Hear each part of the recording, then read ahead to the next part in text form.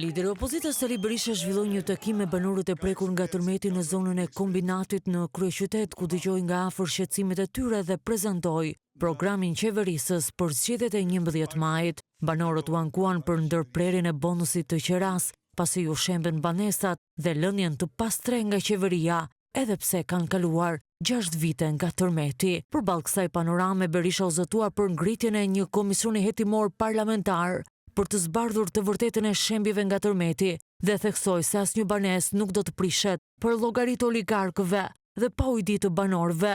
Berisha prezantoi edhe planin konkret që i jep zgjidhje pasojave të tërmetit. Qeraja do të jetë qera tregu.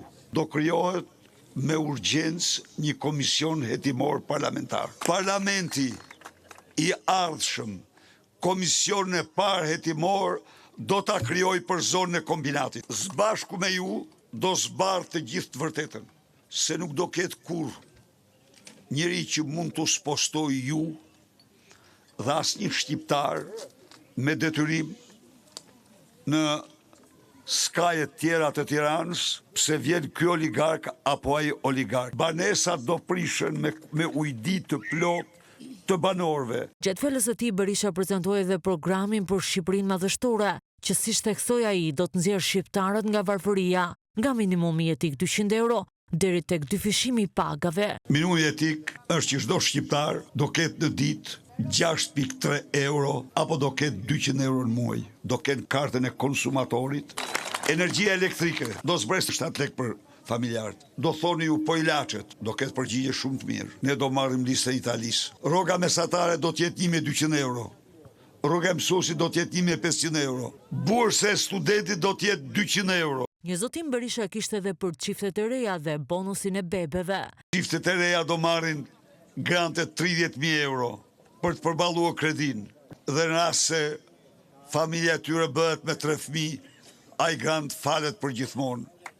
Do vendosim bonuset për fëmijën e parë 70 euro, për fëmijën e dytë 60 euro, për fëmijën e tretë shpenzime totale nga linja gjermoshë 23 vjeç. Shqipëria do shtrohet në një epicentër teknologjisë lartë. Made in Albania, prodhimi në Shqipëri, energjia nga jugu në veri në çdo çati shqiptare që dëshiron. Do ketë panelet fotovoltaike. Demokrati bëri dhe një koment për partitë e reja që kanë dalë hapur kundër rotacionit politik. Opozitarët e opozitës, miqtë e mi, janë klonimet më të shëmtuara, më antidemokratike që mund të bëhen. Çfarë thon tani? Ne nuk duam rotacion, po duan Edi Ramën atër. Atër rrinë për të zgrapur, për të marrë vota nga ne, në mënyrë që të ndihmojnë Edi Ramën. Berisha ju drejtua me një mesazh gjithë qytetarëve. Thirrja ime për ju është kjo.